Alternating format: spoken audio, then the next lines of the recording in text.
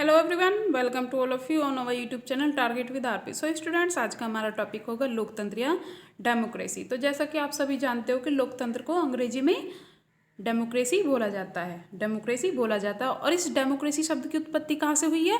इसकी उत्पत्ति ग्रीक मूल के शब्द डेमोस से हुई है, जिसका अर्थ होता है जनसाधारण।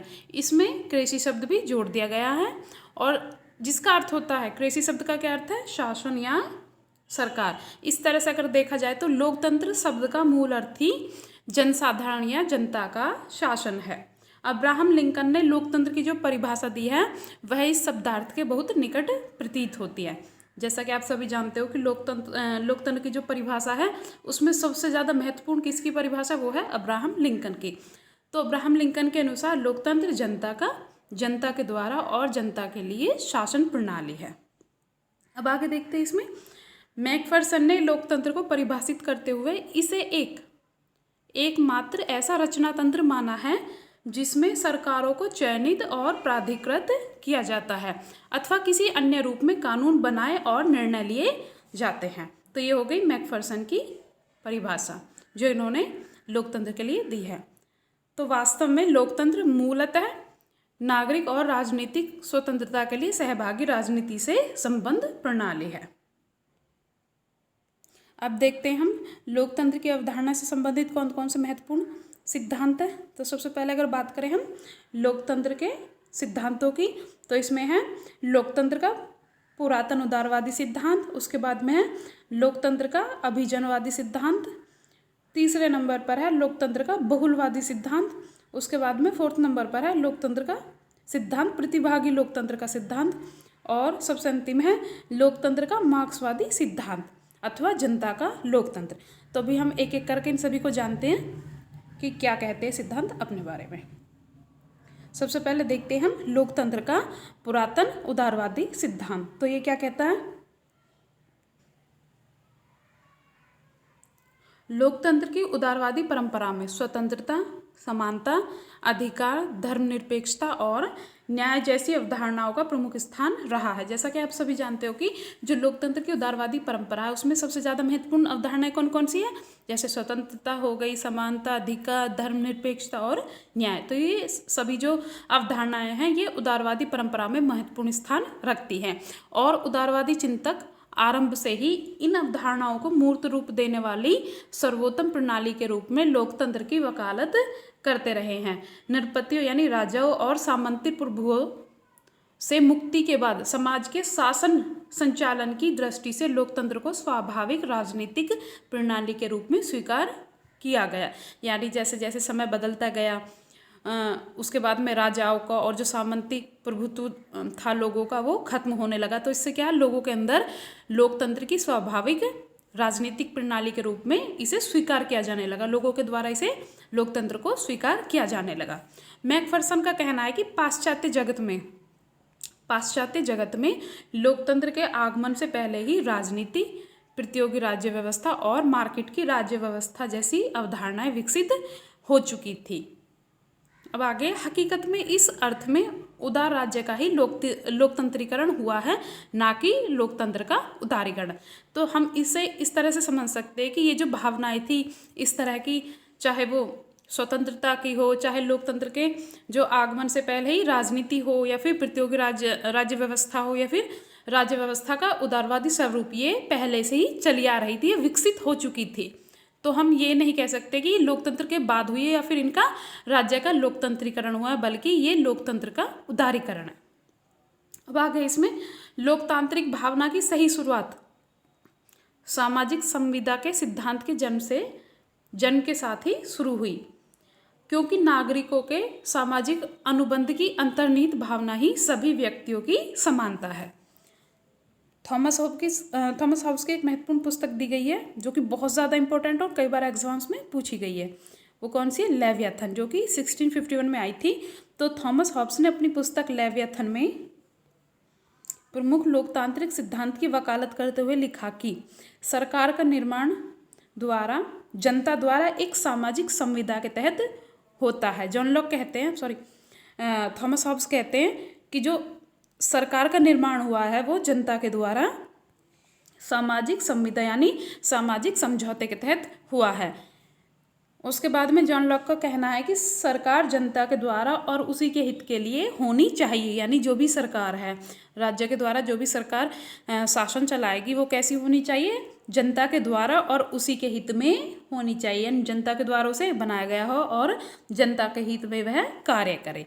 एडम स्मिथ ने मुक्त बाजार का प्रतिमान इस लोकतांत्रिक आधार पर ही प्रस्तुत किया था कि प्रत्येक व्यक्ति को उत्पादन करने, खरीदने और बेचने की स्वतंत्रता है, यानी प्रत्येक व्यक्ति को अपना उत्पादन करने, उसे खरीदने और बेचने की पूरी तरह से स्वतंत्रता है, ऐसा एडम स्मिथ ने कहा था। प्रसिद्ध उपयोगितावादी दार्शनिक मिल और बेंथम, ये उपयोगितावादी दार्शनिक हैं। कौन कौन है? जे.एस. मिल और बेंथम। इन्होंने पूरी तरह लोकतंत्र का समर्थन किया और उपयोगितावाद के माध्यम से इसे प्रभावी बौद्धिक आधार प्रदान किया। किसके माध्यम से? उपयोगितावाद के माध्यम से। आगे देखते हैं। उनके अनुसार लोकतंत्र उपयोगितावाद अर्थात अधिकतम लोगों के अधिकतम सुख को अधिकतम संरक्षण प्रदान करता है, क्योंकि लोग अपने शासकों से तथा एक दूसरे से संरक्षण की अपेक्षा रखते हैं, क्योंकि हर कोई चाहेगा कि भाई हमारा राजा हमारी रक्षा करे, हमारा संरक्षण करे, हमारी संपत्ति का संरक्षण करे। तो इस तरह से, और इस संरक्षण को सुनिश्चित करने के सर्वोत्तम तरीके हैं। क्या है इसका सर्वोत्तम तरीका? प्रतिनिधित्व मूलक लोकतंत्र, संवैधानिक सरकार, नियमित चुनाव, गुप्त मतदान, प्रतियोगी दलीय राजनीति और बहुमत के द्वारा शासन।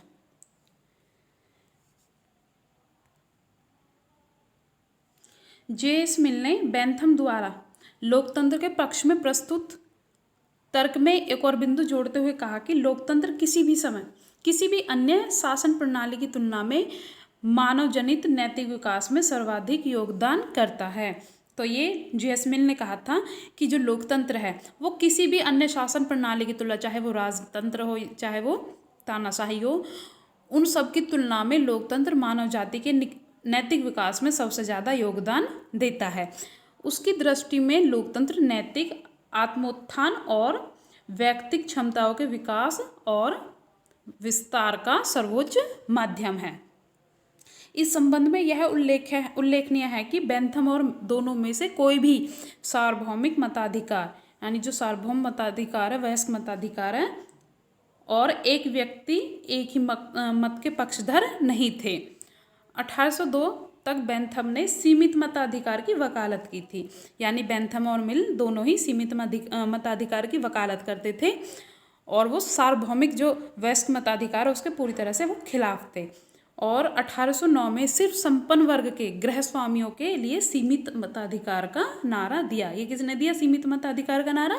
ये बेंथम के द्वारा दिया गया। इसी प्रकार मिल भी सार्वभौम वयस्क मताधिकार के पक्ष में नहीं था। मिल थे जे.एस. मिल, वो भी सार्वभौमिक वयस्क मताधिकार के खिलाफ थे, क्योंकि उसे आशंका थी कि एक वर्ग के लोग बहुसंख्यक होने की स्थिति में अपना प्रभुत्व कायम कर सकते हैं। यानी मान के चलिए अगर कोई किसी विशेष वर्ग का लोग चुनाव लड़ने लगे तो उसके जो संबंधित वर्ग के लोग हैं वो सिर्फ उसे ही वोट देंगे। इससे क्या हो जाएगा? किसी एक वर्ग का प्रभुत्व कायम हो जाएगा, स्थापित हो जाएगा उस वर्ग का प्रभुत्व, और अन्य वर्ग के हितों के विरुद्ध सिर्फ अपने हित के नियम कानून वो बनाने लगते हैं।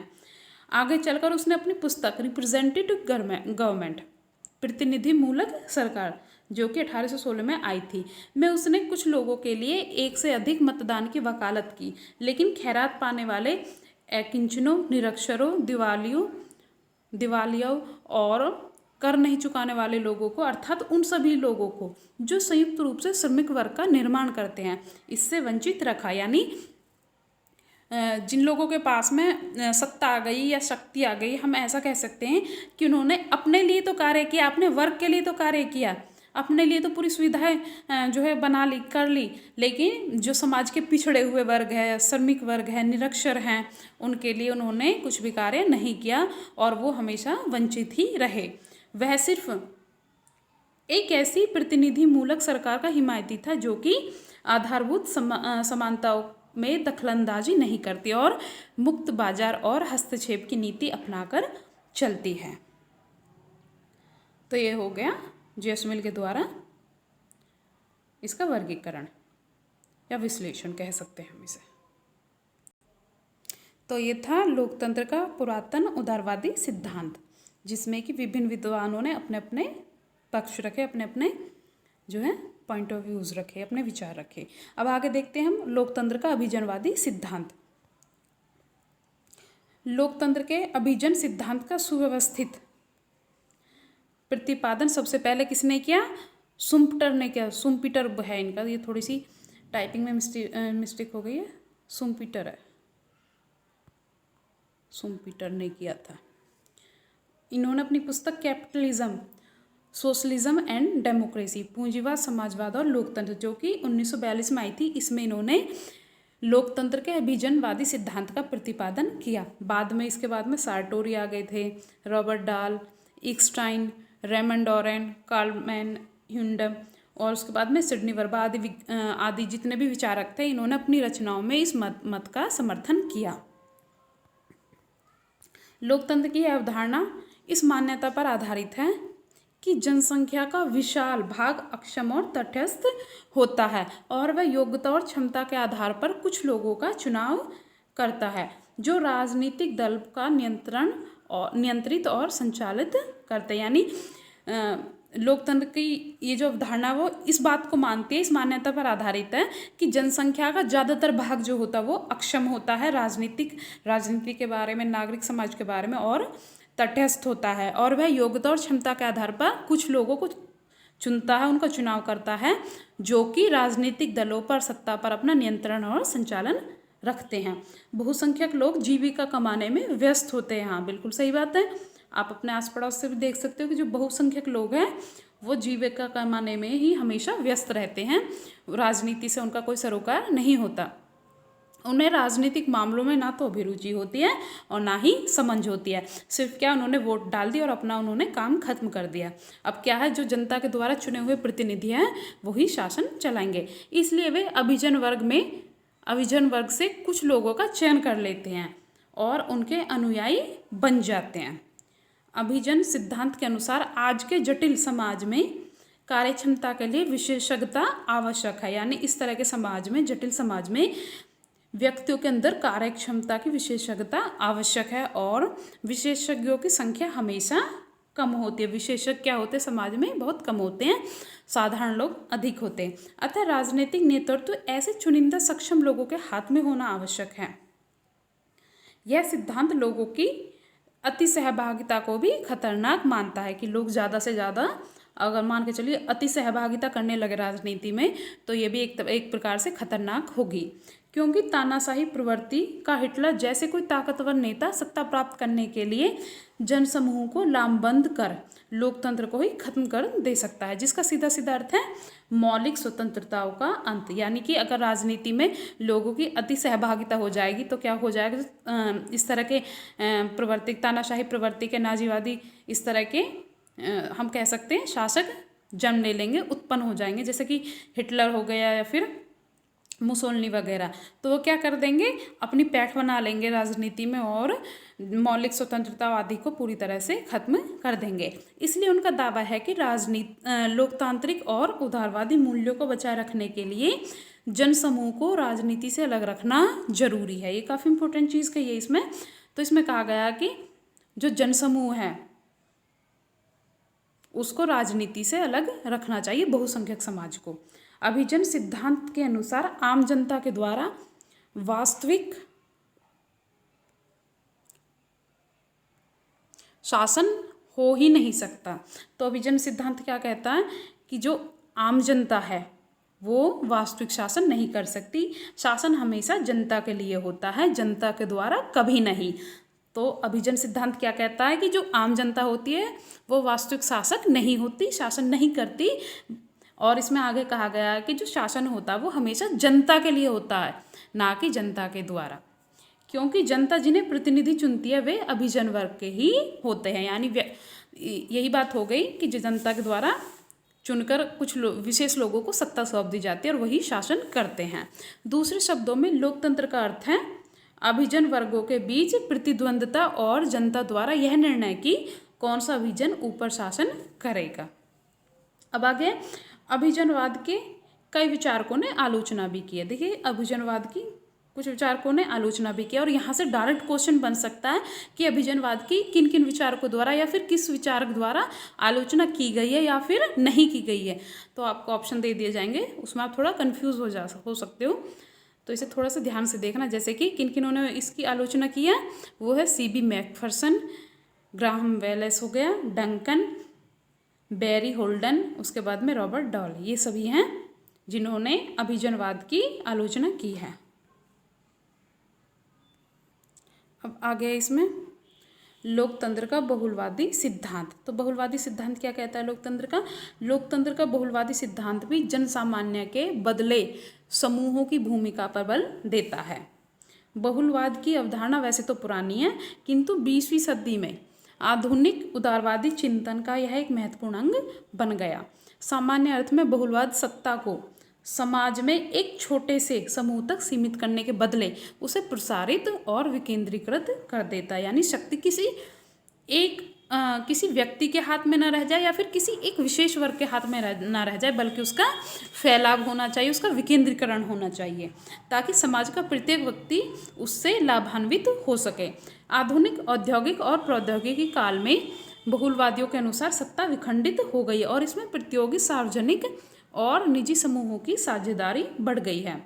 उच्च स्थानों पर आसीन लोगों के पास पूर्व की भांति सत्ता नहीं रह गई, क्योंकि वे मुख्य रूप से परस्पर विरोधी स्वार्थों के बीच मध्यस्थ की भूमिका निभाने लगे।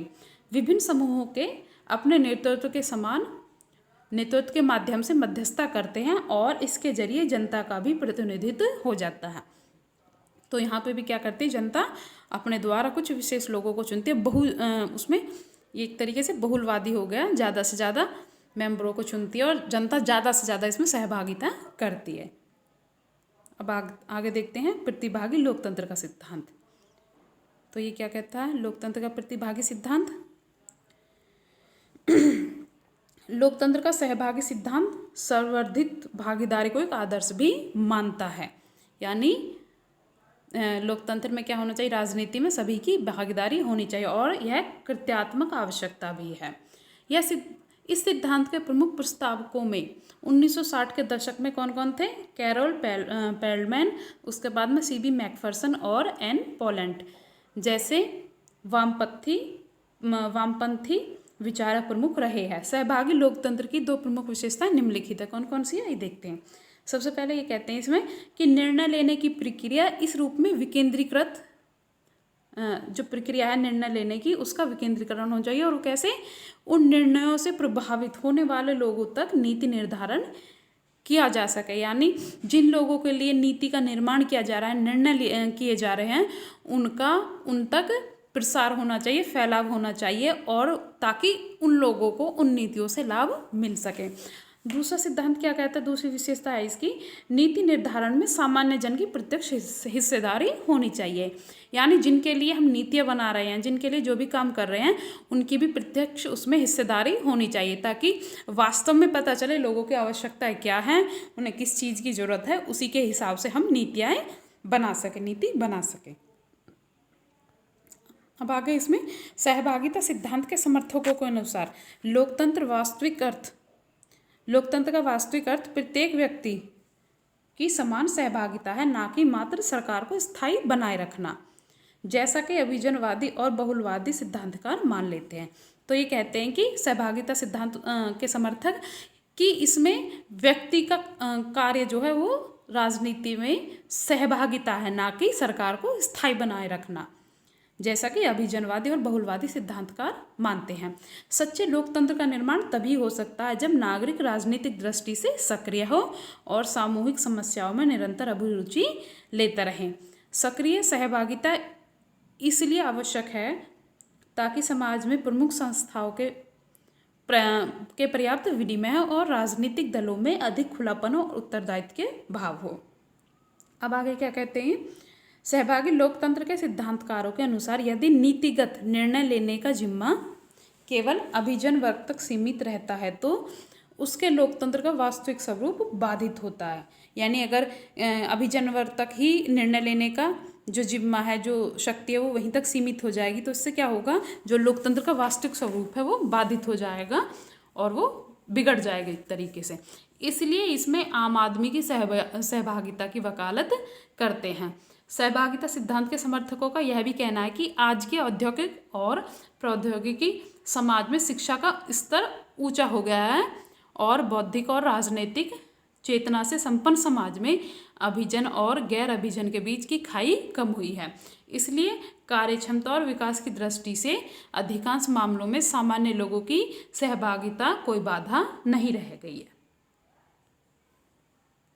और इसमें सबसे अंतिम है लोकतंत्र का मार्क्सवादी सिद्धांत अथवा जनता का लोकतंत्र। तो ये क्या कहता है, मार्क्सवादी विश्लेषण के अनुसार वास्तविक लोकतंत्र सर्वहारा के अधिनायकवाद को कायम करने के लिए सर्वहारा वर्ग की क्रांति के पश्चात ही संभव है। देखिए यहाँ पे क्रांति की बात करते हैं कि जब तक जो लोकतंत्र का सर्वहारा वर्ग है वो अधिनायकवाद के खिलाफ क्रांति नहीं करेगा तब तक लोकतंत्र की स्थापना असंभव है, क्योंकि उदारवादी बुर्जुआ लोकतंत्र का आदर्श प्रतिभागिता हो सकता है लेकिन यथार्थ में साधनहीन श्रमिक वर्ग की सहभागिता उसमें नहीं हो पाती। देखिए कहने के लिए हम ये कह सकते हैं कि जैसे लोकतंत्र है उसमें सभी की सहभागिता आवश्यक है, जैसे चाहे वो श्रमिक वर्ग हो चाहे वो पूंजीपति वर्ग हो, लेकिन वास्तविक अर्थ में ऐसा नहीं हो पाता। उसमें क्या है, जो पूंजीपति वर्ग है उसी की उसमें सहभागिता हो पाती है, श्रमिक वर्ग को पूरी तरह से उसमें नेग्लेक्ट कर दिया जाता है। तो मार्क्स की पुस्तक है, ये काफ़ी इंपॉर्टेंट है, the critique of Gotha programme, जो कि 1875 में आई थी। इसमें मार्क्स और एंगल्स ने अपनी अवधारणा को स्पष्ट करते हुए लिखा कि पूंजीवाद और साम्यवाद समाज के बीच में एक का दूसरे में रूपांतरण की अवधि निहित होती है। यानी पूंजीवादी किसमें चेंज हो जाता है, वो साम्यवाद में बदल जाता है। एक तरीके से साइकिल सी चलती रहती है। मार्क्स और एंगल्स का कहना था कि क्रांति और श्रमिक वर्ग के आधिपत्य के पश्चात की प्रणाली जनता के लोकतंत्र की प्रणाली होगी। यानी क्या कहते हैं मार्क्स और एंगल्स, ये कहते हैं कि क्रांति और जब क्रांति होगी और उससे क्या होगा, श्रमिक वर्ग का शासन पर आधिपत्य हो जाएगा, उसके पश्चात ही जनता के लोकतंत्र की प्रणाली हमारे सामने उत्पन्न होगी। जनता के लोकतंत्र की प्रणाली, जनता से उनका तात्पर्य केवल मुट्ठी भर संपन्न बुर्जुआ वर्ग के स्थान पर जन सामान्य की विशाल आबादी से था। मार्क्स द्वारा प्रतिपादित जनता का लोकतंत्र की प्रमुख विशेषता निम्नलिखित है। कौन कौन सी है? सबसे पहली चीज़ है इसमें जनता का लोकतंत्र, यानी एक ऐसा लोकतंत्र जिसमें कि श्रमिक वर्ग का विशाल भाग राजनीतिक और नीतिगत निर्णयों के अधिकार अल्पसंख्यक अभिजन वर्ग से अपने हाथ में ले लेता है। इस तरह राजकीय एवं आर्थिक व्यवस्था के आधार पर के अधिकार अल्पसंख्यक उद्योगपति और व्यापारिक घरानों के पास नहीं रह जाता। यानी जो शक्ति है, सत्ता है, वो श्रमिक वर्ग के पास में आ जाती है समय। इससे क्या होगा, जो समाज में समाजवाद की स्थापना होगी। दूसरा, इसमें जनता के लोकतंत्र में उत्पादन के साधनों जैसे कि भूमि, कारखाने इत्यादि पर जनता का स्वामित्व होता है। राज्य सारी उत्पादक पूंजीगत परिसंपत्तियों को अपने नियंत्रण में ले लेता है। इससे क्या होता है, जो पूंजीवाद की व्यवस्था वो उभर नहीं पाती है और समाज में समाजवाद की स्थापना होती है और जो जितने भी पूंजी के साधन हैं उन पर हम कह सकते हैं राज्य का नियंत्रण हो जाता है और सभी का उसमें स्वामित्व होता है और उत्पादन क्षमता में दुर्गति से वृद्धि होती है। इसमें प्रत्येक नागरिक के लिए नियोजन के समान अवसर होते हैं। अब आगे इसमें समाजवादी लोकतंत्र में कार्यकारी और विधायी कृत्यों का समेकीकरण हो जाता है और क्रांति के पश्चात सारे कार्मिक सीधे तौर पर चुने जाते हैं तथा पुलिस और सैन्य बल का स्थान नागरिक सेना ले लेती है। इसमें क्या होता है, जो पुलिस और सैन्य बल है उसका स्थान कौन ले लेते हैं, नागरिक सेना ले लेती है। सारे सरकारी सेवक श्रमिक के रूप में समान वेतन पाते हैं। ऐसा नहीं है किसी को ज़्यादा और किसी को कम, सभी को इक्वली। और इसमें आगे क्या दे रखा है, सामाजिक स्तर पर विरासत का चलन समाप्त हो जाता है। सभी बच्चे निःशुल्क शिक्षा प्राप्त करते हैं। ये सबसे अच्छी चीज़ कही है इसमें कि जितने भी बच्चे सभी निःशुल्क एक समान और निःशुल्क शिक्षा प्राप्त करते हैं। गांवों और शहरों के बीच आबादी का न्यायसंगत वितरण होता है और सभी नागरिकों की बुनियादी ज़रूरतों को पूरा करने के लिए उत्पादक शक्तियों के संवर्धन के लिए पुरजोर कोशिश की जाती है। तो अभी हमने देख लिया लोकतंत्र का मार्क्सवादी सिद्धांत। अब इन्हीं सभी सिद्धांतों को देखने के बाद हम सबसे पहले बात करते हैं लोकतंत्र के गुणों की। तो इस शासन व्यवस्था के गुण जो है वो निम्नलिखित माने जा सकते हैं। कौन कौन से? शासक जन कल्याण के प्रति सजग, अनुक्रियाशील और जागरूक रहते हैं। यानी जो शासक होते हैं वो जन कल्याण के प्रति सजग होते हैं, अनुक्रियाशील होते हैं और जागरूक रहते हैं। उन्हें पता है कि अगर हम जनता को जरा सा भी हर्ट करेंगे, उनके हित में कार्य नहीं करेंगे तो वो हमें हमारी सत्ता से हमसे हमारी सत्ता छीन लेंगे, हमें गद्दी से उतार देंगे। जन शिक्षण का श्रेष्ठतम माध्यम है। ये क्या है? जन शिक्षण का सबसे अच्छा इसे माध्यम माना जाता है। उसके बाद में है सामाजिक, आर्थिक व राजनीतिक सुधार के लिए समुचित वातावरण की व्यवस्था इसमें होती है। उच्च कोटि का राष्ट्रीय चरित्र विकसित करने में सहायता मिलती है। उसके बाद में स्वावलंबन व व्यक्तिगत उत्तरदायित्व की भावना का विकास होता है। नेक्स्ट है इसमें देशभक्ति का स्रोत होता है। इससे लोकतंत्र के अंदर क्या है? लोगों के अंदर, जो जितने भी नागरिक हैं उनके अंदर देशभक्ति की भावना भर जाती है, वो देशभक्ति की भावना से ओतप्रोत हो जाते हैं। और नेक्स्ट है इसमें इससे क्रांति से, जो लोकतंत्र व्यवस्था उससे हमें क्रांति से भी सुरक्षा मिलती है, क्योंकि जनता पूरी तरह से नहीं, हम कह सकते हैं कि ज़्यादातर जनता जो है वो शासकों से, शासन से संतुष्ट रहती है, इसलिए क्रांति की संभावना इसमें ना के बराबर होती है। इसके बाद में है शासन कार्यों में जन सहभागिता की व्यवस्था करता है। और सबसे अंतिम है व्यक्ति की गरिमा का सम्मान और समानता का आदर्श प्रस्तुत करता है। ये सबसे इम्पोर्टेंट चीज़ है इसमें कि जो लोकतांत्रिक व्यवस्था होती है उसमें व्यक्ति की गरिमा का सम्मान होता है और समानता का इसमें आदर्श प्रस्तुत किया जाता है। तो लोकतंत्र प्रणाली के उपरोक्त गुण यह स्पष्ट करते हैं कि इस व्यवस्था में कोई भी व्यक्ति यह शिकायत नहीं कर सकता कि उसे अपनी बात कहने का अवसर नहीं मिला, क्योंकि लोकतांत्रिक व्यवस्था का पहला काम ही यही है कि वह जनता को अपनी बात कहने के अधिक अवसर दे। सबसे इम्पोर्टेंट चीज़ यही है लोकतंत्र में कि इसमें जनता को काफ़ी अधिकार मिले रहते हैं ताकि वो अपनी बात को रख सके, शासन के सामने रख सके तथा जनता की जिज्ञासा का समाधान कर सके। तो ये हो गए लोकतंत्र के गुण। अब हम लोकतंत्र के गुणों के साथ में उसके दोषों की भी चर्चा कर लेते हैं। देखिए, किसी भी चीज़ में गुणों के साथ में दोष अवश्य होते हैं। जैसे लोकतंत्र में बहुत सारे गुण होते हैं, सभी लोग उसको मानते हैं, उसे सबसे अच्छी शासन प्रणाली माना जाता है, लेकिन इसमें भी ये भी जो है दोषों से अछूती नहीं रही है। तो लॉर्ड ब्राइस ने इसके दोष बताए हैं, कौन कौन से हैं। लॉर्ड ब्राइस के द्वारा इसके जो हैं दोष बताए गए कौन कौन से। सबसे पहले देखते हैं, शासन व्यवस्था या विधान को विकृत करने में धन बल का प्रयोग किया जाता है। बिल्कुल किया जाता है। राजनीति को कमाई का पेशा बनाने की ओर झुकाव हो जाता है। यानी इसमें क्या है, राजनीति को सिर्फ कमाई का एक जरिया समझने लगते हैं लोग, व्यवसाय समझने लगते हैं। उससे क्या होगा, उसका जो है राजनीति का स्तर गिरने लगता है। शासन व्यवस्था में अनावश्यक व्यय होता है, क्योंकि बार बार चुनाव होंगे, बार बार जो है ये बहुत ज़्यादा उसमें खर्चा आएगा, तो इससे क्या होगा, जो व्यय है अनावश्यक व्यय उसमें बढ़ोतरी होती है। उसके बाद में समानता के सिद्धांत का अपव्यय और प्रशासकीय पटुता या योग्यता के उचित मूल्य का ना आका जाना। हम इस तरह कह सकते हैं इसे कि इसमें मान के चलिए जो भी हमने नेता चुन के भेजे तो वो समानता के सिद्धांत का इसमें अपव्यय होता है।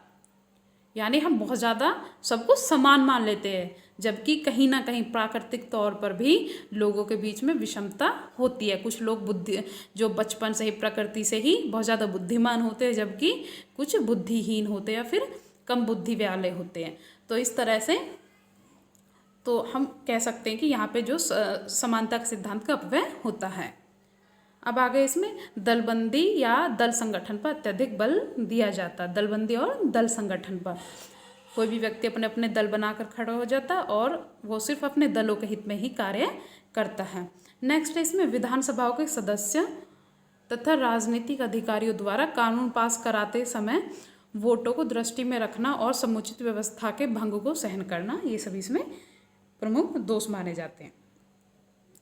तो लोकतंत्र की सैद्धांतिक व्यवस्था को व्यवहारिक रूप देने में आने वाली कठिनाइयों के कारण ही, इसमें जो जो कठिनाइयाँ आई हैं उन्हीं के कारण प्लेटो और अरस्तू ने इस प्रणाली को शासन का विकृत रूप बतलाया था। तो ये तो सभी जानते हैं कि प्लेटो और अरस्तु लोकतांत्रिक प्रणाली का बिल्कुल भी समर्थन नहीं करते थे और इसे एक विकृत रूप बताते थे, बिगड़ी हुई व्यवस्था बताते थे, क्योंकि कहीं ना कहीं इसमें बहुत सारे दोष भी हैं, गुणों के साथ में इसमें बहुत सारे दोष भी हैं, जिस कारण से प्लेटो और अरस्तु इसका समर्थन नहीं करते हैं। तो वो भी हमने देख लिया, लोकतंत्र समझ लिया इसे अच्छे से। अब इससे संबंधित कुछ एमसीक्यूज कर लेते हैं। प्रश्न 1, लोकतंत्र की आत्मा के रूप में सामान्य इच्छा का सिद्धांत किसने प्रस्तुत किया? सभी जानते हैं, बहुत ज़्यादा जो है पॉपुलर है। कौन है? देखिए ऑप्शन देती हूँ मैं। ऑप्शन 1 है प्लेटो, ऑप्शन 2 अरस्तु, ऑप्शन 3 है रूसो और ऑप्शन 4 है बेंथम। तो कौन है सही? क्या होगा?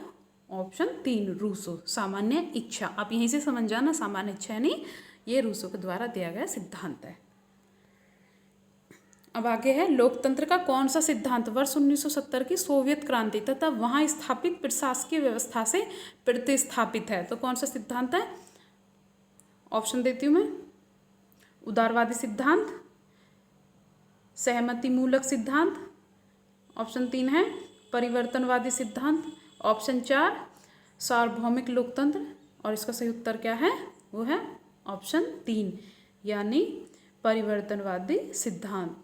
तो इसे वर्ष 1970 में सोवियत क्रांति तथा वहाँ स्थापित प्रशासकीय व्यवस्था से प्रतिस्थापित किया गया था। तो स्टूडेंट्स, आज का हमारा टॉपिक यहीं पे ख़त्म होता है। आई होप कि आपको इससे बहुत ज़्यादा हेल्प मिली होगी। तो प्लीज़ अगर आपको ये लेक्चर अच्छा लगा तो प्लीज़ इसे लाइक कीजिए, हमारे चैनल को सब्सक्राइब कीजिए एंड